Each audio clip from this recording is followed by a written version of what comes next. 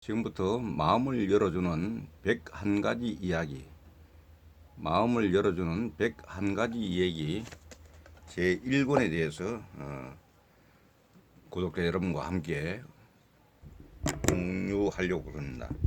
이 책은 그 뉴욕 타임즈 베스트셀러 1위에 올라 있었고, 그 당시에 잭 캔필드와 마크 빅트 한센이 공동 저자로 되어 있습니다. 이 책은 마음을 열어주는 101가지 이야기, 101가지 이야기.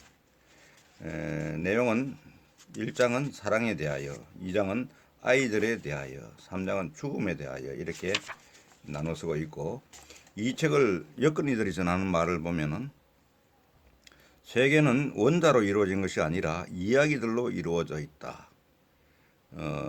뮤리엘 루키즈가 한 말을 인용하고 있습니다.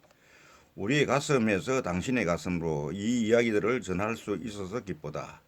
당신이 더 많이 사랑하고 더 많은 열정을 갖고 살며 당신의 가슴이 간직한 꿈들을 더 많은 용기를 갖고 추구할 수 있도록 희망과 영감을 불어넣는 이야기가 이 책에는 실려 있다. 이 이야기들은 좌절과 실패의 시기에 당신을 붙들어 줄 것이며 고통과 손실의 시기에 당신을 위로해 줄 것이다.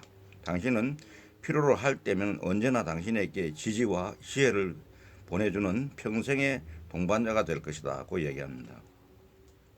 당신이 이제 멋진 여행을 출발하려 하고 있다. 이 책은 당신이 지금까지 읽은 다른 책들과는 다르다. 때로는 이 책의 내용이 존재 깊숙한 곳까지 당신을 건드릴 것이다. 때로는 당신을 새로운 차원의 사랑과 기쁨으로 데려갈 것이다 하고 이렇게 이야기하고 있습니다. 그리고 이 책을 읽는 법에서는 이 책은 한 자리에 앉아서 다 읽을 수도 있다. 그러나 우리는 그것을 권하지 않는다. 시간을 갖고 좋은 술을 음미하듯이 한 번에 한 모금씩 천천히 음미하기 바란다 이래 되어 있고, 하나하나의 이야기들은 이 많은 양의 삶의 지혜와 경험을 담고 있다. 이 책이 자신들의 삶에 어떻게 영향을 주었는가를 설명하는 수천 통이 넘는 편지를 독자들로부터 받고서 우리는 이야기야말로 삶을 변화시키는 데 사용할 수 있는 가장 가능성 있는 도구임을 확신하게 되었다고 이렇게 얘기합니다. 그리고 여기 이 이야기들을 직장에서, 교회에서, 절에서 또는 가정에서 주위 사람들과 함께 나누는 것을 생각하라. 나눈 다음에는 그것들이 어떻게 당신에게 영향을 미쳤으며 왜 당신이 그것들을 그들에게 소개해 주었는가를 설명하라. 그리고 무엇보다도 당신 자신의 이야기를 할 수 있도록 이 책의 이야기들로부터 많은 영감을 받으라. 이렇게 얘기하고 있습니다. 그래서 먼저 사랑에 대하여라는 1장에 있는 내용 중에서 이게 이제 사실은 소개할 때 너무 양이 많으면 좀 어려우니까 양이 좀 적은 것 위주로 해서 소개를 드리도록 제가 양해를 구하겠습니다. 먼저 신발 한 짝이라는 제목입니다. 막 출발하려는 기차에 간디가 올라탔다. 그 순간 그의 신발 한 짝이 벗겨져 플랫폼 바닥에 떨어졌다. 기차가 이미 움직이고 있었기 때문에 간디는 그 신발을 주울 수가 없었다. 그러자 간디는 얼른 나머지 신발 한 짝을 벗어 그 옆에 떨어뜨렸다. 함께 동행하던 사람들은 간디의 그런 행동에 놀라지 않을 수 없었다. 이유를 묻는 한 승객의 질문에 간디는 미소를 지으며 말했다. 어떤 가난한 사람이 바닥에 떨어진 신발 한 짝을 주었다고 상상해 보십시오. 그에게는 그것이 아무런 쓸모가 없을 것입니다. 하지만 이제는 나머지 한 짝마저 갖게 되지 않았습니까? 하고 이야기를 합니다. 그리고 구할 만한 가치가 있는 삶이란 제목에서는 한 남자가 위험한 파도 속을 헤엄쳐가서 바다에 빠진 한 소년을 구조했다. 얼마 후 의식을 되찾은 소년이 자기를 구해준 남자에게 말했다. 제 생명을 구해주셔서 감사합니다. 남자는 소년의 눈을 들여다보면서 말했다. 괜찮다, 꼬마야. 다만 너의 생명이 부족할 만한 가치가 있는 것이었다는 것을 앞으로 너의 인생에서 증명해 보이거라 하고 이야기하는 작자 미상의 글을 실었습니다. 참으로 참 좋은 귀감이 되는 그런 말을 어린이에게 하고 있는 것 같습니다. 어린이는 용기를 가지고 세상을 잘은 모르지만은 힘껏 살아나가고 용기 있게 살아나갈 것이라고 생각을 합니다. 자기 사명을 제대로 깨닫고 앞으로 나아갈 것이라고 확실히 믿어 의심치 않습니다. 그 다음에는 너 자신이 되라는 글에서는 저 세상에 갔을 때 신은 나에게 넌 왜 모세처럼 살지 않았냐고 묻지 않으실 것입니다. 신은 나에게 넌 왜 주시아처럼 살지 않았냐고 물을 것입니다. 하고 랍비 주시아는 말합니다. 어린 시절부터 나는 나 자신 되기를 원치 않았다. 난 빌리 위들던처럼 되기를 원했다. 하지만은 빌리 위들던은 나를 거들떠 보지도 않았다. 나는 그의 걸음걸이를 흉내냈고 그의 말투를 모방하려고 애썼다. 그리고 그가 응시한 고등학교에 따라서 응시했다.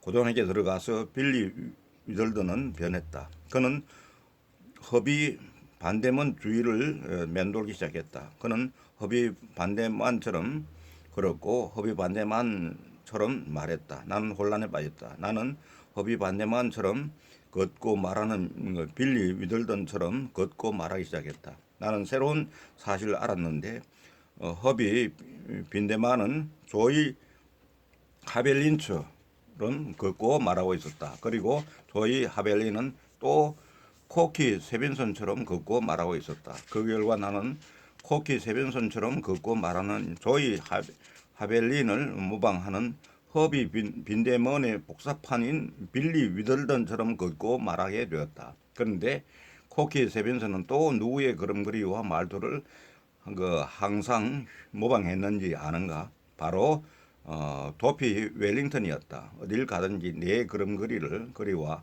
말투를 모방하려고 해서는 그 머저리 같은 녀석 도피 웰링턴 말이다. 이것도 작자한 미사입니다.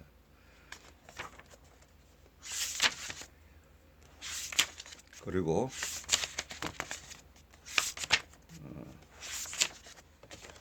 또 괜찮은 내용의 짧은 글을 하나 보면은 만일 내가 다시 아이를 키운다면 이라는 그 제목에서는 만일 내가 다시 아이를 키운다면은 먼저 아이의 자존심을 세워주고 집은 나중에 세우리라. 아이와 함께 손가락 그림을 더 많이 그리고 손가락으로 명령하는 일은 덜 하리라. 아이를 바로 잡으려고 덜 노력하고 아이와 하나가 되려고 더 많이 노력하리라. 시계에서 눈을 떼고 눈으로 아이를 더 많이 바라보리라. 만일 내가 다시 아이를 키운다면 더 많이 아는 데 관심을 갖지 않고 더 많이 관심 갖는 법을 배우리라. 자전거도 더 많이 타고 연도 더 많이 날리리라. 들판을 더 많이 뛰어다니고 별들을 더 많이 더 오래 바라보리라. 더 많이 껴안고 더 적게 다투리라. 도토리 속에 떡갈나무를 더 자주 보리라. 덜 단호하고 더 많이 긍정하리라. 힘을 사랑하는 사람은 보이지 않고 사랑의 힘을 가진 사람은 보이리라 하고 다이아나 루먼스의 그 이야기를 싣고 있습니다. 다이아나 루먼스 참 멋쟁입니다. 그는 아직 어린아이다는 제목 하에서는 그는 지금 타석에 서 있다. 가슴이 방망이질을 하고 있다. 지금은 말로의 찬스. 주사위는 던져졌다. 엄마와 아빠도 그를 도울 수 없었다. 그는 완전히 혼자다. 한 방만 날리면 주자들은 모두 홈으로 불러들일 수 있다. 투수가 볼을 던진다. 그는 방망이를 휘두르지만 헛스윙이다. 관중들의 한숨 소리가 울려 퍼지고 야유의 함성도 들린다. 어떤 무지막지한 목소리는 이렇게 소리친다. 예순이를 삼진 아웃시켜버려. 눈물이 글썽거린다. 그에게는 이제 더 이상 이 경기가 재미가 없다. 그는 그만 달아나고 싶다. 그러나 그럴 수도 없는 일. 그러니 당신의 마음을 열고 그에게 잠시 휴식을 주라. 이런 순간은 어른조차 감당하기 어려운 것. 누군가 잊어버릴 때마다 이것을 기억하라. 그는 어른이 아니라 아직 어린애라는 사실을 하고 밥 폭스 신부의 그 이야기를 싣고 있습니다. 다음에는 나의 아버지는 내가 라는 제목에서는 4살 때 아빠는 뭐든지 할 수 있었다. 5살 때 아빠는 말을 많은 걸 알고 계셨다. 6살 때 아빠는 다른 애들의 아빠보다 똑똑하셨다. 8살 때 아빠가 모든 걸 정확하게 아는 건 아니었다. 10살 때 아빠가 어렸을 때는 지금과 확실히 많은 게 달랐다. 12살 때 아빠가 그것에 대해 아무것도 모르는 건 당연한 일이다. 아버지는 어린 시절을 기억하기엔 너무 늙으셨다. 14살 때 아빠에겐 신경 쓸 필요가 없어. 아빠는 너무 구식이거든. 21살 때 우리 아빠 말이야. 구제불능일 정도로 시대에 뒤졌지. 25살 때 아빠는 그것에 대해 약간 알기는 하신다. 그럴 수밖에 없는 것은 오랫동안 그 일의 경험을 쌓아오셨으니까. 30살 때 아마도 아버지의 의견을 물어보는 게 좋을 듯하다. 아버지는 경험이 많으시니까.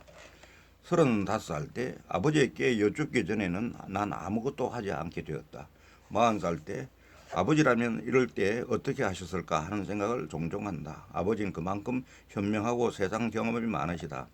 50살 때 아버지가 지금 내 곁에 계셔서 이 모든 걸 말씀드릴 수 있다면 난 무슨 일이든 할 것이다. 아버지가 얼마나 훌륭한 분이셨는가를 미처 알지 못했던 게 후회스럽다. 아버지로부터 더 많은 걸 배울 수도 있었는데 난 그렇게 하지 못했다. 앤 랜더즈의 글을 싣고 있습니다. 앤 랜더즈의 글입니다. 그 다음에는 어린 눈이 당신을 보고 있다는 제목입니다. 여기 어린 눈이 있어 당신을 지켜본다. 밤이나 낮이나 당신을 보고 있다. 여기 어린 귀가 있어 당신이 하는 모든 말들을 남김없이 듣고 있다. 여기 어린 손이 있어 당신이 하는 모든 일을 따라하고 싶어 한다. 그리고 여기 당신처럼 될 나를 꿈꾸는 어린 소년이 있다. 당신은 그 어린 친구의 우상이며 그에게 있어서 당신은 세상에서 가장 지혜로운 사람이다. 그의 어린 마음은 당신에 대한 어떤 의심도 일으키지 않는다. 그는 무조건 당신을 믿으며 당신이 말하고 행동하는 모든 것을 받아들인다. 그는 당신처럼 어른이 됐을 때 당신이 하던 방식 그대로 말하고 행할 것이다. 여기 당신이 항상 옳다고 믿는 그다란 눈의 어린 친구가 있다. 그의 눈은 언제나 열려있고 그는 밤이나 낮이나 당신을 지켜본다. 당신은 날마다 당신이 하는 모든 행동 속에서 하나의 본보기가 되고 있다. 어서 어른이 되어 당신처럼 되기를 기다리고 있는 그 어린 소년에게 라는 글이 작자 미상으로 로널드 달스턴이 제공하고 있습니다. 그 다음에 3장은 죽음에 대하여라는 내용입니다. 죽음에 대하여. 죽음에 대하여라는 글에서는 진정한 위로라는 부분을 한번 같이 읽어보겠습니다. 심장마비로 쓰러진 뒤 형은 병원의 심장병 전문 병동에서 의식불명인 상태로 누워 있었다. 튜브와 전선들이 형의 생명을 연장하기 위해 형을 귀에 연결시키고 있었다.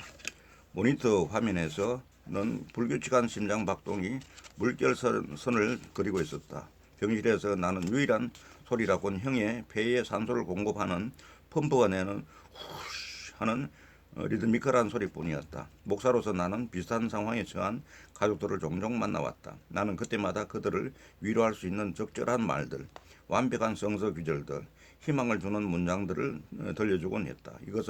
하지만 이것은 새로운 경험이었다. 이 힘든 기간 동안 형수님과 나는 희망과 포기 사이를 오락가락했다. 우리는 모든 방문객에게 감사했다. 그들이 들려주는 의식불명의 잠에서 깨어나 정상으로 돌아온 사람들의 이야기를 감사한 마음으로 들었다. 또한 슬픔의 시기에 어떻게 마음을 먹어야 하는가에 대해 그들이 들려주는 사려 깊은 말들을 귀담아 들었다. 그들이 우리를 염려해주고 있음을 우리는 알았다. 하지만 많은 방문객들은 들어와 말하면서 문을 나갔다. 나 역시 다른 사람이 같은 처지에 놓였을 때 그들에게 뭔가 말을 해줘야 한다고 생각하고 항상 그렇게 행동한 것이 아닐까. 그러던 어느 날 형의 친구 한 사람이 찾아왔다. 그는 우리와 함께 침대 옆에 서서 형을 바라보며 오랫동안 서 있었다. 긴 침묵이 이어졌다. 갑자기 감정을 수습하고 그가 말했다. 아, 정말 안 됐습니다. 그러다가 다시 오랜 침묵이 이어졌다. 마침내 그는 형수를 껴안더니 돌아서서 나와 악수를 했다. 나는 필요한 것보다 몇 초 정도 더 내 손을 잡고 있었고 평소보다 더 손에 힘을 주었다.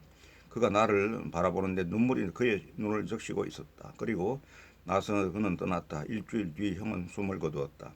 여러 해가 흘렀지만 나는 아직도 그 방문객을 기억한다. 그의 이름은 잊었지만 그가 어떻게 우리의 슬픔을 나누었는가를 결코 잊지 않는다. 조용히 진심으로 꾸밈 없이 나는 단 몇 마디밖에 말하지 않았지만 그것은 한 권의 책만큼 가치 있는 것이었다 하고 로버트 제이 맥뮬런 2세가 지은 걸로 데이브 포트가 제공하고 있습니다.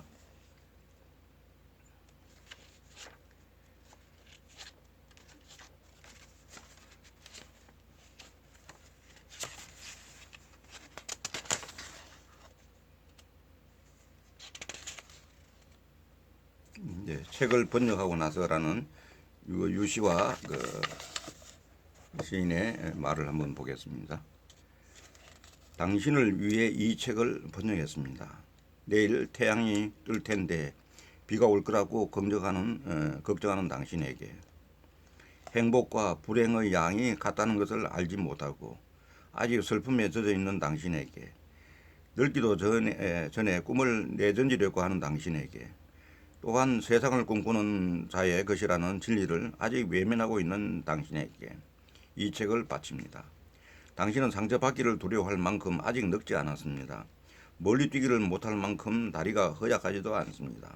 우산과 비옷으로 자신을 가려야 할 만큼 외롭거나 비관적이지도 않습니다. 또 무엇보다도 당신의 눈은 별을 바라보지 못할 만큼 시력이 나쁘지도 않습니다.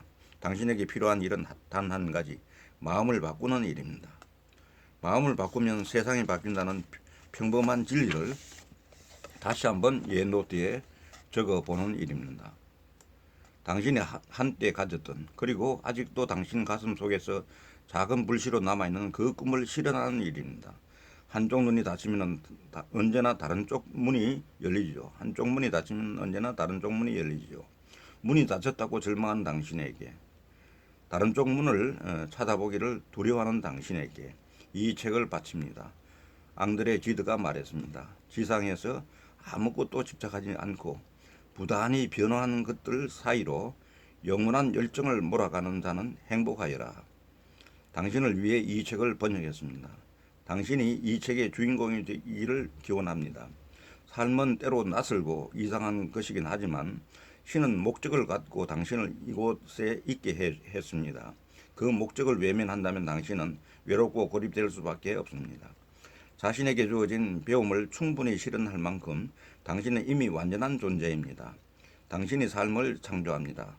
다른 누구도 당신을 대신할 수 없습니다. 불면의 밤을 깨치고 자기 자신과 대면하기 위해 길 떠나는 당신에게 경험하기 전에 세상에 왔음을 아는 당신에게 창조적이고 명상적인 삶을 두려워하지 않는 당신에게 이 책을 바칩니다 하고 유시와 시인은 이 번역을 하면서 이렇게 마무리를 하고 있습니다. 같이 이 내용에 공감하고 뜻을 같이 해주신 구독자 여러분에게 다 함께 좋은 앞으로의 나날이 되기를 기원합니다. 감사합니다.